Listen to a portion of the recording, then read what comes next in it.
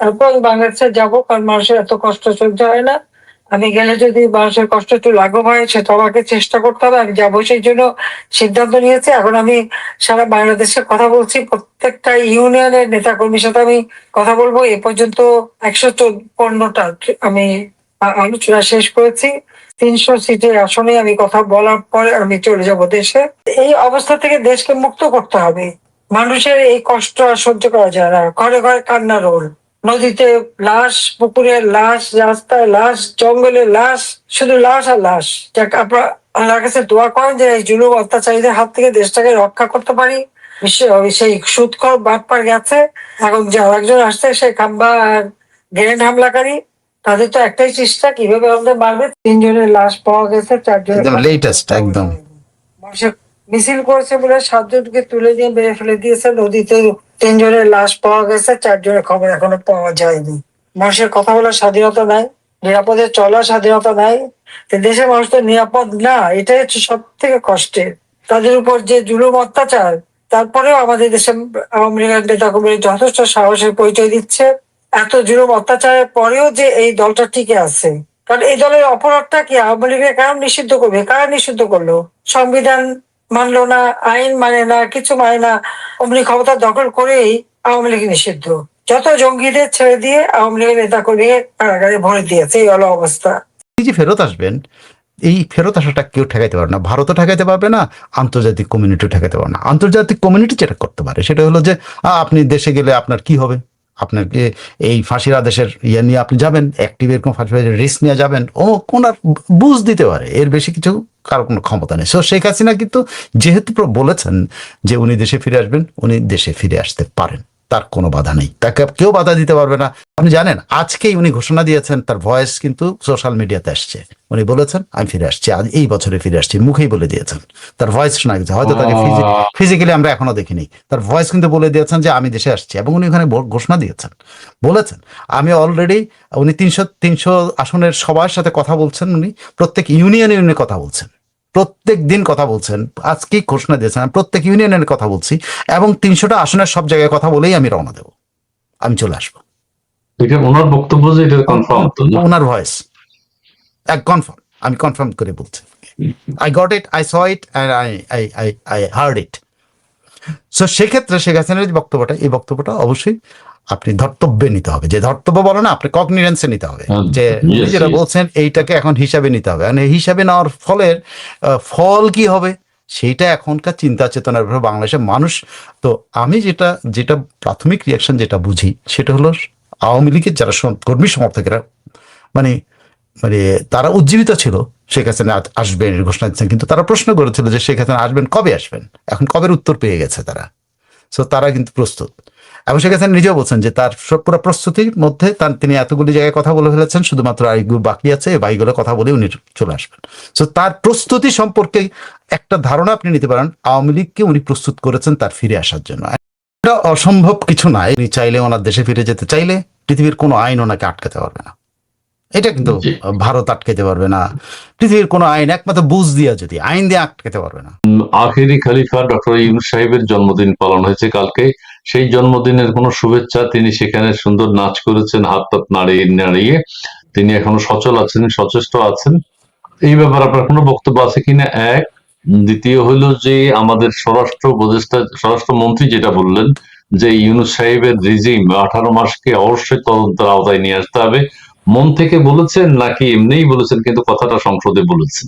এই দুইটা ব্যাপারে আপনি একটু যদি বলেন। যে এটা দুদককে দায়িত্ব দেওয়া হোক, প্রধানমন্ত্রীর কাছে অনুরোধ করেছেন দুদককে দায়িত্ব দেওয়া হোক, 18 মাসে ইউনূস সরকারের সময় কি ধরনের দুর্নীতি হয়েছে বা কিভাবে শাসন করেছিলেন সেটা তদন্ত করার জন্য। জি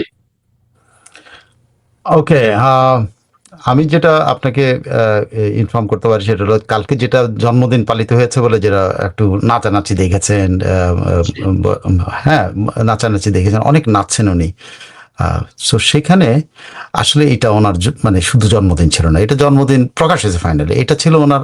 আপনি যদি পুরো ভিডিওটা দেখেন, সেই ভিডিওটা আপনি দেখতে পাবেন যে কত শখানেক লোক বা 80-90 জন লোক ওইখানে বসে, বিশাল একটা মিলনায়তন, যে মিলনায়তনে ধরেন 1000 খানেক লোক ধরে, সেখানে শখানেক লোক আছে।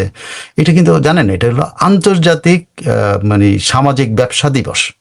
ইহা প্রতি বছর উনি যখন ক্ষমতায় ছিলেন, ক্ষমতায় থাকার আগে এবং তার আগে দেশে বিদেশে পালিত হইতো, এবং সেখানে কিন্তু সমস্ত ডিগনিটারিরা আসতেন। ওই দেশের প্রেসিডেন্ট, ওই দেশের প্রাইম মিনিস্টার, এটা পালিত হইতো, অনেক কিছু, অনেক অনেক আড়ম্বরে পালিত হইতো। উনি যে ইয়া থেকে কিনা কি বলে বেহেশত থেকে যে ওনাকে মানে আল্লাহ ছিটকায় ফেলাই দিছে, এটা প্রমাণ হলো যে ওনার জন্মদিন প্লাস কি সামাজিক সামাজিক ব্যবসার যে সম্মেলন, কনভেনশন, কেউ আসে নাই না? উহাতে কেউ আসে নাই। ওনার ধরেন আচ্ছা, এটাকে বলে আচ্ছা। বংশবদ, বলে না বংশবদ কিছু মানে সাদা চামড়া, যেগুলো রিটায়ার্ড, যেগুলো কোনো কামের না এগুলো বাংলাদেশে বেড়াইতে আসে, টিকিট দিলে বেড়াইতে আসে, এরকম কিছু সাদা চামড়া বেড়াইতে গেছে। আর হলো দেশীয় যারা তারে নিয়ে ওই যে কেউ পিএইচডি করতেছে, কেউ তো মাস্টার্স করতে, তার একটা সাবজেক্ট পড়ে সোশ্যাল বিজনেস পড়ে, এইগুলো এখানে যায় জড়ো হয়েছে, দ্যাটস অল। এর বাইরে এটা কিছু ছিল না। 100 তো হবে না, আমার মনে হয় 100 হবে হ্যাঁ না। হ্যাঁ, আমি 100। তো একেবারে খালি দেখলাম। এটা কি চলে যাওয়ার পরে নাকি কখন না, ঠিক আছে, 100 তো না, হবে না। এখানে এখানে কিন্তু এইখানে আপনি যেটাকে যে যে ইয়েতে, কিন্তু এটা একটা বড় গুরুত্বপূর্ণ, আমি ওটা শেষ করতে পারি নাই। একটা বড় গুরুত্বপূর্ণ একটা ব্যাপার, যত ছোটখাটো জায়গাতে হোক, ওখানে কিন্তু গুরুত্বপূর্ণ এই সমাবেশে, নর্তকীদের সমাবেশে, আবাল বৃদ্ধ বনিতার যে নর্তকীদের যে সমাবেশে, ইনক্লুডিং এই যে গোলাম ইউনুস বলেন, যা মানে কি বলে কি, এটা কি বলে, আখেরি খলিফা, আখেরি খলিফা। ঠকবাজি আমরা চলতে পারে। আমরা ভালোটাই বলি, আখেরি খলিফা আমাদের ইব্রাহিম হুজুর যেহেতু বলছে। আচ্ছা, আখেরি খলিফা বলেন, ঠকবাজি ইউনুস বলেন, সে শুদ্ধ নাচছে, নাচানাচি করছে। তো সেখানে কিন্তু একটা বড় ঘটনা ঘটেছে, যেটা আমরা কিন্তু কোনো মিডিয়াতে এখন পর্যন্ত প্রকাশ হয়, যেটা আমি প্রকাশ, আমরা মেইন মিডিয়াতে আসে নাই। তিনি নতুন মাস্টার মাইন্ডের ঘোষণা দিচ্ছেন একজন। হ্যাঁ, নাহিদ ইসলাম না নাকি? না না না, সরি সরি, বলেন। আসিফ মাহমুদ সজীব ভুইয়াকে উনি নতুন মাস্টার মাইন্ড হিসেবে ঘোষণা দিচ্ছেন। তিনি কি বলছেন শুনেন। জি, উনি বলছেন, ওনাকে, হ্যাঁ। হ্যাঁ, ওকে ডেকে নিয়ে আসছেন যে নতুন একজন মাস্টার মাইন্ডের সাথে আপনার পরিচিত হন বলে, তাকে ইয়াতে মঞ্চে ডেকে নিয়ে গেছে। ওই সেম ওখানেও রেফার করছেন, আমি নিউ ইয়র্কে একজন মাস্টার মাইন্ডের পরিচয় করিয়ে দিয়েছেন, এখন আরেকজন মাস্টার মাইন্ডকে আমি পরিচয় করে দিচ্ছি, যাকে একদিন আমি সামনে আনি না, এখন তাকে সামনে না পরিচয় করাচ্ছি। ডাক দিল, ডাক দেওয়ার সঙ্গে সঙ্গে আসিফ মাহমুদ সজীব ভুইয়া হাজির হলো। হাজির হওয়ার পরে তিনি বললেন কিভাবে সে আরেক মাস্টার মাইন্ড, কিভাবে সে এই একদিন পর্যন্ত বহুজন কিন্তু দাবি করছে, কাদের মাদের অনেকে দাবি করছে তার সাথে কিন্তু ইউনুসের কথাবার্তা হয়েছে, তাদের দাবি করছে। তারপরে হান্নান মাসুদ দাবি করছে, আরো অনেকেই দাবি করছে যে তারা ইউনুসের সাথে খুব যোগাযোগ রাখছে।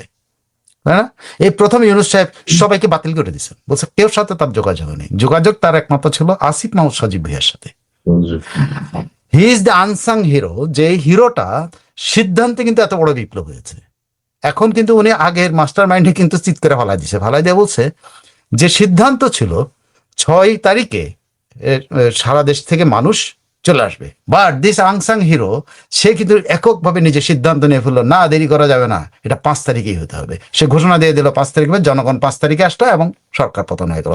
So this is a new hero meticulous designer পাওয়া গেছে, যে যিনি এই আসল ম্যাটিকুলাস ডিজাইনারের এই স্ক্রিপ্ট এডিট করে নিজে মেটিকুলাস ডিজাইনার হলেন, একদিন আগায় নিয়ে এসে, এই হিসেবে উনি মাস্টার নাই। এবং সেটা কিন্তু আপনি খেয়াল করছেন, উনি আর কার সাথে কিন্তু একদিন পর্যন্ত যে ছেলেগুলো এত দাবি করলো, হ্যাঁ আমার সাথে ওনার এত খাতির, ওনার সাথে সব কিন্তু মাঠে মারা, নাই কিছু আর। এখন নতুন আর যার সাথে একমাত্র তার কথা আছে, তার মানে কি, তার মানে উনি এবং সে মিলে সিদ্ধান্ত নিচ্ছে একদিন আগায় নিয়ে এসে সরকার ফলায় দেওয়ার জন্য। বুঝতে পারছেন? এখন তিনি মাহফুজ আলম তো এখন উপেক্ষিত, মাহফুজ আলম তো উপেক্ষিত। আচ্ছা, আর নাহিদ ইসলামকে দেখলাম যে খুব ভালোভাবে প্রশংসা করলেন, যে নাহিদ ইসলাম অসাধারণ, নাহিদ ইসলাম কি আনবিলিভেবল, কি কইরা ভালাইছে নাহিদ ইসলাম। এটা পড়েছেন কিনা আপনি? না, আমি তো পড়ি নাই, আমি ওনার মুখের কথা শুনেছি। ওখানে নাহিদের নাম পত্রিকায় আসছে, পত্রিকায় ভুল করছে, এটা উনি সজীবরে নিয়ে করছেন, সজীবরে মঞ্চে দাঁড় করায় করছেন। না, সেটা তো করছে, সেটা ঠিকই আছে। আপনি যেটা বললেন নাহিদ ইসলামের ব্যাপক প্রশংসা করছে, নাহিদ ইসলাম কি জানি কি, মানে বিশাল কিছু একটা। আচ্ছা, সেটা হইলো। এখন আপনি ওই যে দর্শক একটু রিকোয়েস্ট করছে যে কালেমার পতাকা নিয়ে, কালেমার পতাকা তো ভালো, কালেমার পতাকা নিয়ে কিছু বলেন।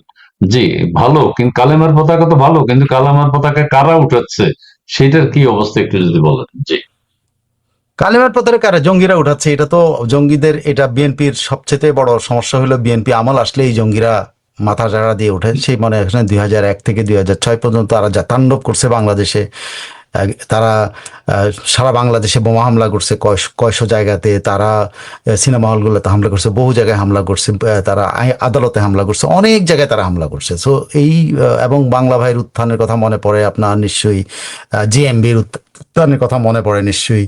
সব কিন্তু বিএনপির এই সময়টা কিন্তু এই জঙ্গিরা উপেক্ষা করা হয় যে তারা জঙ্গি না। ওদেরকে তখনও কিন্তু জেএমবি এবং এদের সম্পর্কে বলছে না, এরা আমাদের পত্রিকাগুলোর সৃষ্টি, তো মিডিয়া এখন সৃষ্টি, মিডিয়া সৃষ্টি, হ্যাঁ মিডিয়া সৃষ্টি। তো সেটা কিন্তু বিএনপির আমলের কিন্তু এটা একটা অলওয়েজ বিএনপির ভেতরে এই বিস্ফোরণটা থাকে। এই বিস্ফোরণটা বিএনপির সময় এসে এটা সামনের দিকে চলে আসে, ব্যথা শুরু হয়। এখন আবার এটা শুরু হয়েছে আর কি। এখন আমি জানি না আবারও জেএমবির মতো স্টার্ট হয় কিনা, আবারও সারা বাংলাদেশে বোমাবাজি হয় কিনা, আবারও ওই সব কিনা উদিচি অমুক হামলা তমুক হামলা এগুলো শুরু হয় কিনা বলতে পারি না। তবে এটা কিন্তু সাংঘাতিক খারাপ লক্ষণ। বিএনপির কিন্তু এই অভিজ্ঞতাটা অতীতেও ছিল এবং বিএনপি এইগুলোকে সামাল দিতে পারে না। কারণ বিএনপির তখনকার সময় বলা হয় যে তারেক রহমান এদের সাথে নিজেই সম্পর্ক রাখেন, সো বিএনপিটা নিয়ন্ত্রণ করতে পারে না। এটা তো আবার একটা দুঃসংবাদ দিলেন। সরকারের উপরের হাই লেভেল যদি সরাসরি জড়িত থাকে তাহলে তো এটা নিয়ন্ত্রণ হবেও না, কেউ এটা নিয়ে কোনো প্রশ্ন তখন করবে না। 2001 থেকে 6 এর মধ্যে ওনার কোনো ভূমিকা না, উনি তো ডিফ্যাক্টো প্রাইম মিনিস্টারের মতো ছিলেন হাওয়া ভবনের ইয়েতে, কিন্তু উনি সেই সময়কে বলা হচ্ছে ওদের সাথে উনি সম্পর্ক রাখতেন। যে গ্র্যান্ড হামলার কথা আমরা, ওই জঙ্গিগুলাই তো গ্র্যান্ড হামলার সাথে ছিল, হান্নান মুফতি হান্নান, ওরাই তো।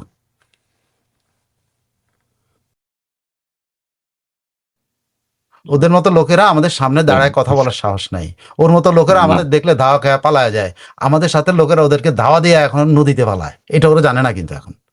কারণ এরা কিন্তু ওই আপনার এই ইন্টারনেটের মধ্যে কিন্তু লাফালাফি করতেছে, আপনার এই সোশ্যাল মিডিয়াতে লাফালাফি। এখন কিন্তু প্রকাশ্যে গেলে রিক্সাওয়ালা ওদেরকে তাপড়ায়, সিরিয়াসলি রিক্সাওয়ালা ধাওয়া দিয়ে পিটান দেয় এদেরকে। ওরা বলে আমরা নাকি আমরা দেশের থেকে আমাদের দেশ, আমরা যেমনে পারি, যেমন অস্ত্র হাতে নিয়ে ঘুরতে হয় আমরা তো ঘুরবো, এটা আমাদের দেশ। এগুলা বরং যারা এই অনলাইনের মধ্যে কিন্তু যত হুঙ্কার মারে।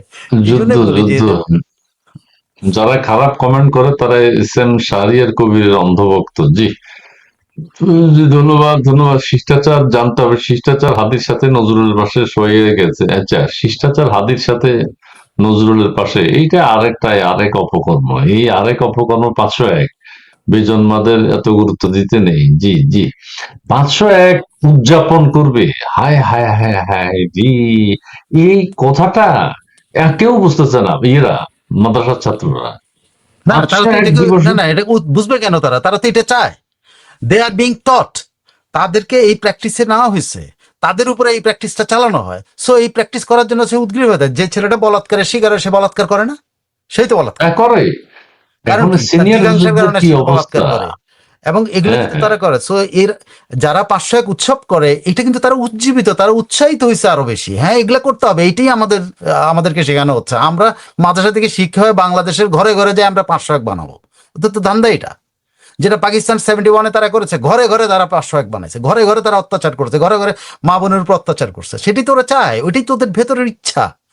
ওরা তো ওদের ঘরে হামলা করতে চায়, নিজের ঘরেও হামলা করতে চায়। এটা 71-এর আমাদের কাছে শিক্ষা আমাদের নাই, ওরা তো এইটাই চায়। 71-এ তো ওরা আমাদের ঘরকে সমস্ত ঘরকে তারা 501 বানাতে চাইছে। তো এই বদমাইশ কিনা যে মাওলানার 501-এর উদাহরণ তো এটা সত্যি, যে সে তো এটাই চায় এবং তার অনুসারীরা তো এটাই চায়। কারণ তারা এইটা তারা শিখছে, তারা মাদ্রাসাতে এটা শিখে। আপনি যে ছেলেটা বলাৎকারের শিকার হয়, আপনি বলেন না সে প্রতিশোধ পরায়ণ হয়, সে বলাৎকার করে না? সেও তো করে। তো এই যে মাওলানারা বলাৎকার করছে, এই মাওলানাও কিন্তু বলাৎকারের শিকার হয়েছে আগে। যে মাওলানা বলাৎকারের পক্ষে কথা বলে, আপনি মনে করবেন যে সে জিজ্ঞাসার কারণে এটার পক্ষে কথা বলতেছে, কারণ সে নিজেও এটার শিকার হয়েছে সমস্তগুলি।